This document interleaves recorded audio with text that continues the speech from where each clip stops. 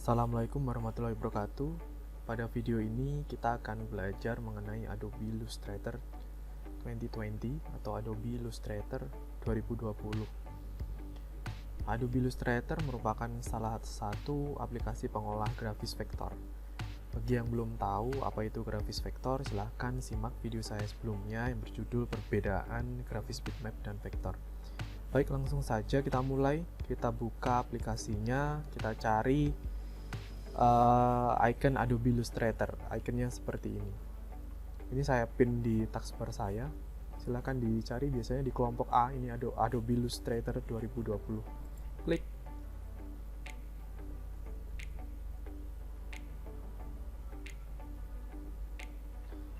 Nah, ini adalah tampilan awal dari lembar kerja Adobe Illustrator. Langsung saja kita buat dokumen baru. Caranya klik File, kemudian New. Nah, kita dihadapkan pada jendela New Document. Di sini kita menentukan judul nama filenya terlebih dahulu. Misalnya latihan 1. Nah, kemudian di sini ada width, itu adalah lebarnya. Jadi kita bisa menentukan lebarnya berapa, height-nya, tingginya berapa. Nah, ini 841 sekian. Ini satuannya adalah poin. Kita bisa mengganti. Misalnya kita mau ganti cm. Kita bisa menentukan sendiri panjangnya berapa senti, tingginya berapa senti. Berikutnya ada orientation untuk menentukan orientasi halaman, mau dibuat portrait atau landscape. Kemudian artboard, ini adalah jumlah halamannya. Jadi kita bisa menentukan dalam satu dokumen itu ada berapa lembar kerja atau berapa artboard. Kemudian bleed ini untuk menentukan garis batas potong. Ini kita biarkan dulu. Kalau misalnya kita ingin menggunakan ukuran atau template yang sudah ada, bisa. Di sini ada mobile. Kalau kita mau membuat desain yang akan kita tampilkan pada mobile atau smartphone, kemudian web, print, film and video, art and illustration, kita pilih print saja, kita pilih yang A3.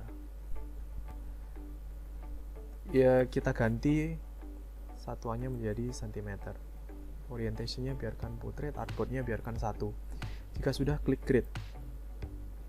Nah, nanti akan tampil tampilan artboard atau lembar kerja berwarna putih seperti ini. Untuk bagian tool-tool yang ada di sini akan saya jelaskan ketika sambil praktek. Yang perlu saya tekankan di sini mungkin untuk lembar kerja. Di sini ada essentials. Ini adalah tema lembar kerja yang digunakan. Nah, jadi kita bisa memilih temanya sesuai dengan yang kita hendaki. Misalnya temanya lembar kerja kita mau buat layout, atau kita lebih sering menggunakan Adobe Illustrator untuk mendesain tipografi, kita bisa pilih temanya tipografi. Tapi saya biasanya sering menggunakan yang esensial atau esensial klasik. Kemudian terkadang kita tidak sengaja menggeser atau menghilangkan tool-tool yang ada di Adobe Illustrator seperti ini misalnya. Kita bisa mengembalikan ke settingan semula dengan cara klik bagian tema dari lembar kerja ini, lalu klik reset essentials, karena temanya yang saya pakai adalah essential. Kalau misalnya saya memakai layout, nanti di sini tulisannya reset layout. Jadi klik reset essentials, nanti dia akan kembali seperti tampilan sebelumnya atau tampilan defaultnya dari essentials. Area putih ini merupakan lembar kerja atau biasa disebut sebagai artboard, tempat kita menggambar. Kita bisa memperbesar dan memperkecil tampilan lembar kerja ini dengan cara tahan tombol Alt pada keyboard, kemudian tombol scroll pada mouse kita geser ke atas. Ini untuk memperbesar tampilannya. Untuk memperkecil sama, Alt ditahan, kemudian scroll ke bawah. Kemudian untuk menggeser lembar kerja, tekan dan tahan tombol spasi. Nah, pointer akan menjadi icon tangan seperti ini. Kemudian klik tahan artboard, geser ke tempat yang kita inginkan, kemudian lepaskan klik. Saya kembalikan lagi. Berikutnya kita akan mencoba menggambar objek dasar, yakni segi 4. Arahkan pointer pada toolbox. Jadi deretan menu ini disebut sebagai toolbox. Toolbox merupakan tool yang nantinya kita manfaatkan untuk menggambar. Untuk menggambar segi 4, cari rectangle tool, kemudian klik. Nanti pointer kita akan menjadi seperti ini tampilannya. Caranya menggambar adalah klik dan tahan, kemudian tarik, sesuaikan dengan ukuran yang kita mau. Jika sudah selesai, lepaskan klik. Hasilnya seperti ini. Objek ini masih belum jelas ya, tapi sudah kelihatan kalau ini objek persegi panjang. Karena ada tanda-tanda note di sini, jadi objek ini masih terseleksi. Cara menghilangkannya, terlebih dahulu biasakan ketika kita sudah selesai menggunakan suatu tool, ganti ke selection tool. Jadi selection tool ini fungsinya adalah untuk menyeleksi objek. Klik di luar atau klik di sembarang tempat. Nah, ini akan kelihatan objek segi 4 yang baru saja kita buat. Defaultnya garisnya berwarna hitam, dan untuk warna dalamnya atau foregroundnya dia berwarna putih. Berikutnya kita akan menggambar persegi. Kembali lagi kita aktifkan rectangle tool. Untuk membuat persegi, caranya tekan dan tahan tombol shift, kemudian klik kiri, tahan, dan tarik.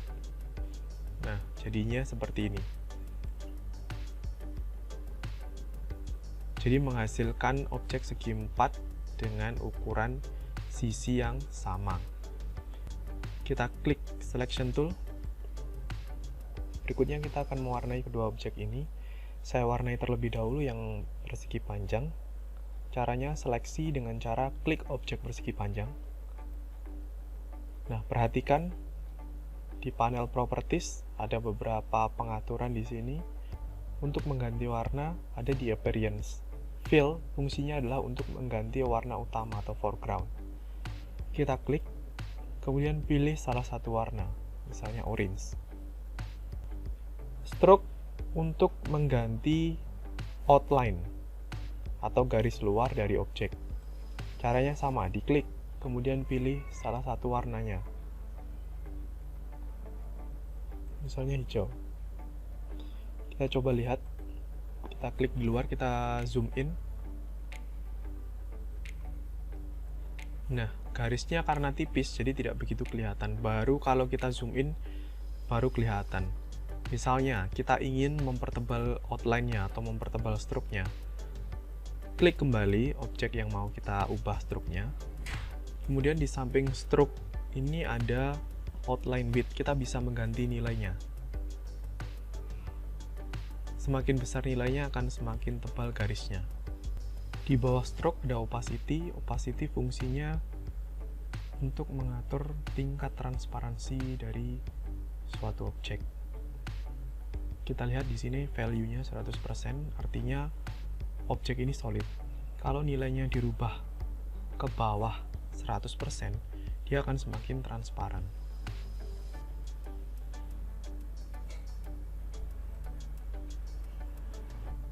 Kita kembalikan lagi menjadi solid. Lakukan juga untuk objek kedua, beri warna, baik foreground ataupun stroke-nya.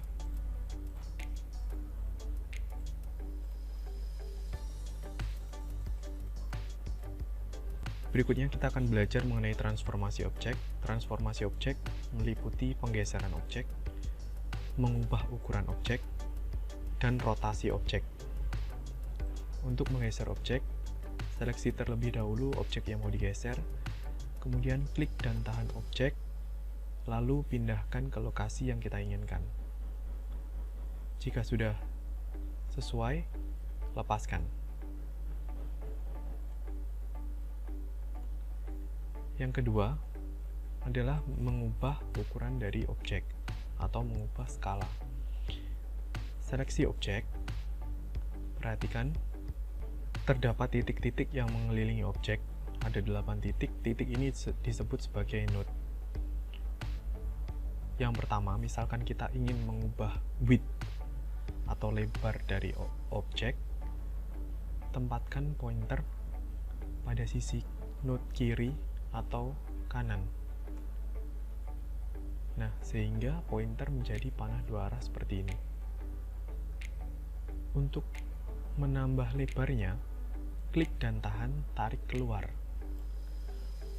Untuk mengurangi lebar, klik dan tahan, kemudian tarik ke dalam. Untuk mengubah ketinggian, caranya sama. Pada node yang ada di atas ataupun yang di bawah, klik dan tahan, tarik ke atas untuk menambah ketinggian, kemudian tarik ke bawah untuk mengurangi ketinggian. Node atas bawah itu untuk mengganti ketinggian dari objek, sedangkan node yang di kiri dan di kanan untuk mengubah lebar dari objek. Sedangkan node yang ada di sudut ini fungsinya untuk mengubah tinggi dan lebar secara bersamaan.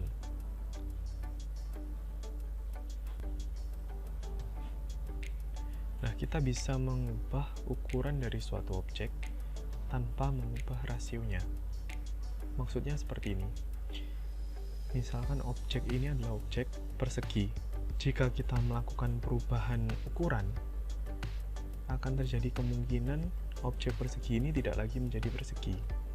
Bisa menjadi persegi panjang. Agar rasio tetap terjaga, ketika kita melakukan perbesaran atau pengecilan objek, tahan tombol Shift, lalu lakukan perubahan skala.